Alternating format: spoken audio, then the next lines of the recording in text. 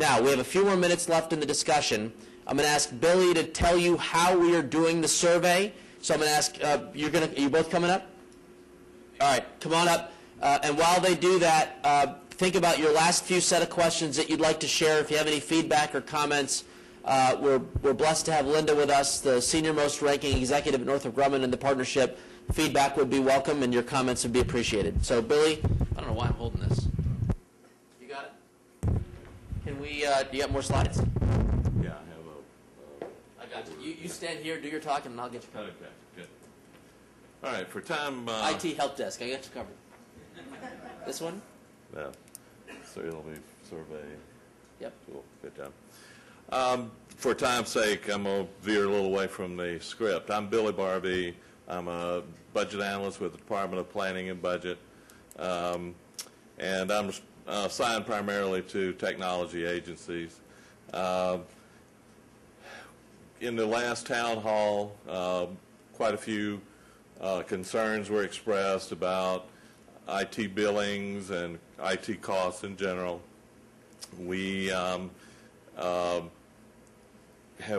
been, DPB, the Department of Planning and Budget, has been tasked to come up with a survey tool that we hope will allow you to let us know where specifically within your agency your problems primarily exist. We'll be able to, working closely with VITA, Barb Rudolph is my main contact there, and she and her staff have been great in providing data that will be fed into this to the survey tool. So what you will receive will have information only for your agency. How are we doing? Actually move it back to 100. That's good. I'm not expecting you to be able to read this. I'm just more or less giving you some screen display so you'll have a feel for what's coming your way. The survey tool is in an Excel application, I'm going to call it, because it actually will have links to screens and data for backup information, whether it's on an annual basis or a monthly basis. Allow you to bounce to and from a variety of screens. What will come to you later today, our budget analysts will be emailing this tool out to you. And the first thing you'll see when you open it up will be a letter explaining the purpose, to give you some general information about numbers that are specific to your agency. It'll give you the option to, if you are satisfied with the numbers that you see, you can reply simply with an acknowledgement of such. If you choose to delve into the survey, and there's 3 parts. Once you move from this screen, there'll be a part 1. Let's see if we can maximize that. Well, the bottom part here is, oh, I see, we're at half a page. If we,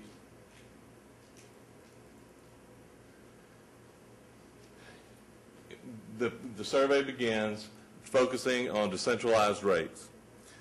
This, you might recall, in central accounts we have monies there to provide assistance for increased costs that were incurred by the implementation of decentralized rates 2 years ago.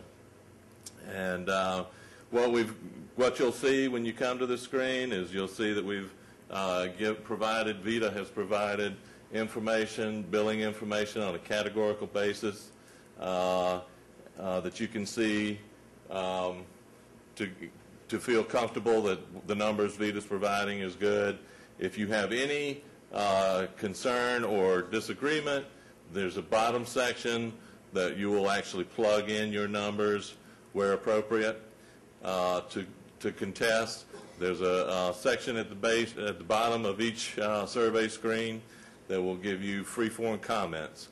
Primarily on this screen, you'll be trying to express any numbers that you're contesting or believed to be different than what VITA is showing. You'll have the opportunity on the far right there, you can see a column for what you estimate your general fund portion to be. You may, DPB determines your general fund portion based on past expenditures over the last 2 fiscal years.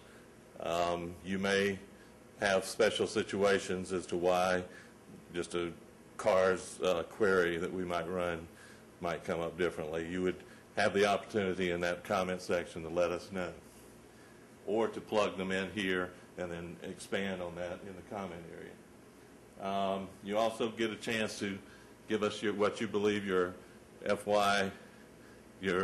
fiscal year 2010 numbers will be.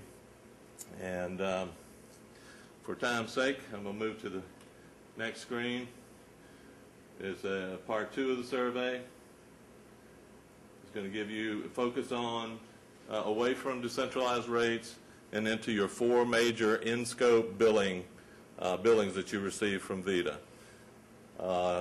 Your telecommunications, computer services, which might involve a lot of legacy systems costs, comprehensive and miscellaneous, which is primarily where the decentralized rates are found, and then any labor costs that you might have incurred. There will be links at each screen back to the other screen, links for more detailed information, as you can see over to the right. And then there's an example of the agency comment blocks that will be at the bottom of each screen. And then the last page essentially is question and answer. There are 12 primary question areas, I'll say, because each question has a yes, no, or sub-questions within them. But the intent here is to give some targeted questions that you may specifically be experiencing difficulty with, give you a chance to address them specifically, give some detail there, and then you can expand beyond these questions with another block at the bottom, comments block, where you can free-form, tell us specifically, you know, if this format restricted you from stating what you really need to say, that block will be available. Anyway, the timing on this, we're going to get this out this afternoon. It's going to be a quick turnaround process. We're looking for, as probably anything you get from DPB usually is. I saw some people reacting to that. The 26th of March, we're hoping to get this back so that we can take about a 2-week process to examine your responses and prepare. During that time, by the way, there may be some things, we're very optimistic that there will be some things that we'll be able to identify that maybe we've handled incorrectly during the decentralized rate process, because we haven't, as things stand, the General Assembly approved the movement of $3.5 million from year 2 to year 1, and so if that stands, we will be making a second round of transfers for decentralized rates. So this has been an opportunity to try to hone that, make sure we get it right, and also to the end result will be a report that we'll present to Wayne and Aneesh, saying here's what we found, here are trends, here are what we recommend the next steps to be. Any questions for Billy? Point one, it's pre-populated. Point two, it'll be helpful to capture all costs, not just decentralized rates. And then point three, if you're really lucky, you can lobby Billy for some stimulus money. Hey, Billy? Right, yes, yeah. Just quick, who's going to get the report? Is it the agency head, Ada, or who's? For the acknowledgement letter, if you have no concern or question to move forward with the survey, the acknowledgement letter will require your agency head signature, and you just mail that back in. The survey there will be information on there for who to mail that back in. You'll actually mail. He's asking who's going to get it. Oh, okay. It's coming to, as it stands now, it's coming to budget offices and copying agency heads. And the letter will explain to them what the purpose is and forward it to whoever they need to at your agency. Thank you, Billy. All right, now to wrap up before we get to the final discussions, let's have the Chief give us some closing remarks. Before you all move into your facilitated discussion portion of this meeting, I have to run to another meeting, so I want to close by emphasizing that this is very important to the governor, and that's why I'm here. We are contractually obligated to transform the system, and that's what we need to work towards doing. I will tell you that I am certainly open, as you all have who tested my cell phone. I'm certainly open to taking any legitimate gripes that you have to Northrop Grumman and to Vita, and when you raise them, I do take them directly to Lim and Linda and Doug, and they have addressed them as far as I understand. But if you come to me with a complaint or a request that you got to stop transformation, that is a very, very high bar. I'm going to be very frank with you. That's a very high bar that you will have a tough time hurdling. I mean, I'm not saying it's impossible, but it's a very high bar because we are contractually obligated to pull this off, and we have to get it done. When you look at the budget numbers that I've been looking at with DPB over the last year, and just recently, we got our February revenue report, and I will tell you, general fund revenues, although DPB tells us, and our Secretary of Finance says, well, February is not a good month to base revenues on, they were down 13.6%, general fund revenues. Fortunately, because we have reforecast that on a year-to-year basis, that decline is about where we expect it to be moving forward. But it still indicates that we are not out of the woods in terms of our loss of general fund revenue.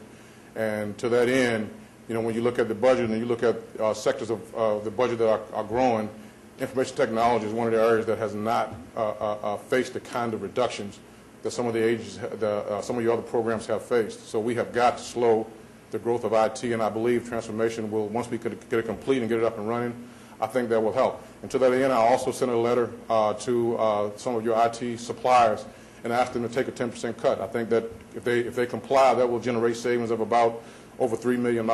But these are things we have to address because we cannot have the IT sector of government continuing to grow while everybody else is painfully taking cuts.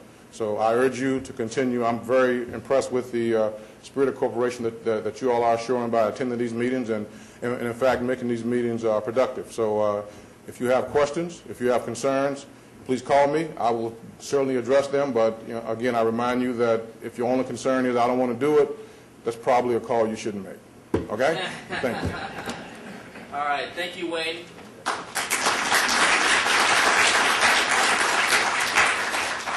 We had dialogue during the definition of success, but I want to make sure that we have room here to have open mic, if you will, for feedback that you have.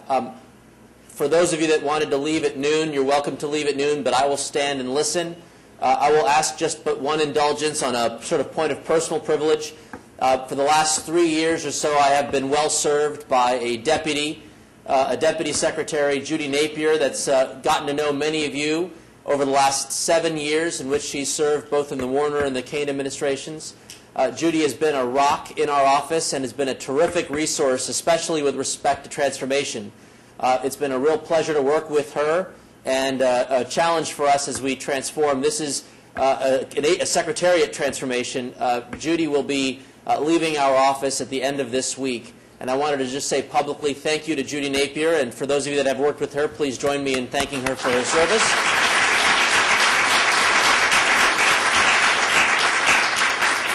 This afternoon, the governor will announce a modification to my office, my secretariat. We will announce a new Deputy Secretary of Technology. That gentleman is with us here this morning. His name is John McDonald. John McDonald is going to be joining my office. John will be the new Judy. We'll have to put on some wig or something to get him there, but he will be responsible for managing transformation from my office moving forward.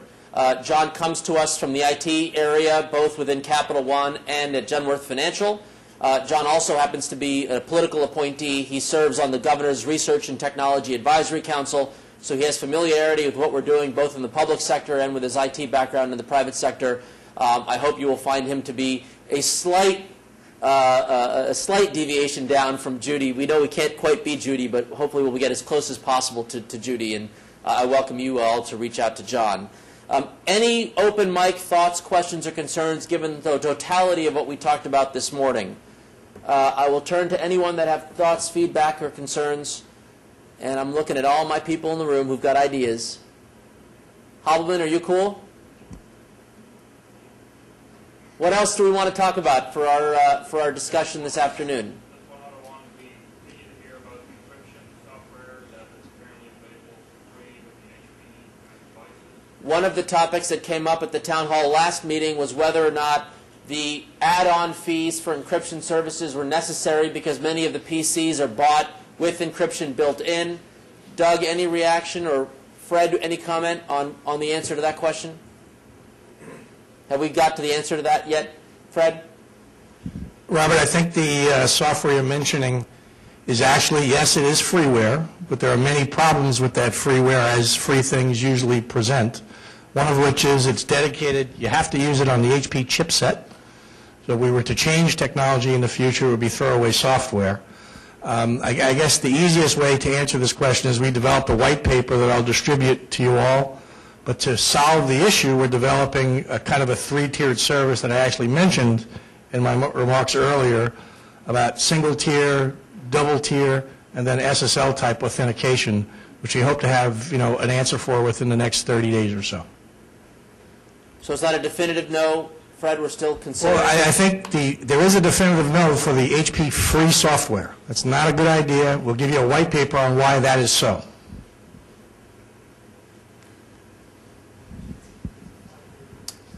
Any other questions, thoughts, or concerns? Yes, sir. Bill Price with the Department of Conservation and Recreation. Just a comment, I guess, about costs or expenses in general. As all agencies have done in looking at their budget cuts, my agency head, who is my boss, is regularly asking, what's our future cost of IT?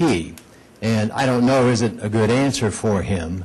I know what my desktop costs are, and we're on the top 20, and we're about 50%, 60% through our transformation. What I don't know is what the future costs are going to be once we're fully transformed, such as e-bars, the regular file storage once we get to the network. I understand there are a laundry list of fees that we will also incur, IMAC fees, VPN fees. That's the laundry list of fees that I don't know what my total future cost is going to be. I think, let me answer this in an obtuse way. The reality is all of that is up for discussion with Northrop Grumman as we enter what's referred to as rebaselining the contract. So what we're going to find over the part of the next several months is that when the Northrop Grumman team and the VITA team, with active involvement from our office, sits down and figures out we know what the sum total is. The question is, what are the various component parts that move within? Does storage drop? Does this rise? How do these things shake out? That will help us better project where we're going to be. The reality of rebaselining is that it's a negotiation, and we're going to be sitting down with our partner to figure out what the right trade-offs are going to be. We've brought on board expert consultation advice. We've engaged. We can talk about. We've engaged Gartner to join us in the rebaselining effort. We're going to go through a process over the next several months to go through those components, and then on the back end, we've reserved resources so that the Commonwealth will be able to take a look at the new picture and make sure that it complies with our overall goals. I think the short answer to your question is we're not going to know the impact until we complete that rebaselining process, and that is just a reality as we go into the next fiscal year. I wish I could tell you that I have clarity around that number for you now, but that would not be an honest statement. Any additional comment to what I've said? Accurate, inaccurate, reasonable? Doug? Yeah, that was accurate. We are launching this process of rebaselining where we adjust the quantities and the prices as necessary to, based on the reality of the quantities that we've discovered through the inventory process that we're just about done with. So thank everybody for their support through the re-inventory and the reconciliation. We're down to just a handful of agencies now to get that finished. And getting the accurate inventory is the entry point to that rebaselining. And Billy, do you have a comment from DPB about the reality of the question? If an agency had asked his IT person, what does that mean for me? The answer is hold and wait. Question. How would he answer his agency head about how to predict what the IT budget will be for moving forward, other than what we just talked about? Any other additional guidance from this DPB? survey process will be a big help, I think, in that routine, because it's going to give us some feedback. Right now, we're basically looking at, for all we know, there's a straight line projection into the coming years. So this process, this survey process, is going to give us a lot of information about and opportunities for the agencies to express, certain things that they know are coming up. Transformation being, a very big possibility, and a big increase in costs. So this survey will help in that regard. So based on timing, we will have some analysis complete mid-April-ish? Yeah, it won't necessarily be the answers, to the issue, but we'll at least have something identifying the issue and bringing it forward to the decision makers about where we go from there. Thank you.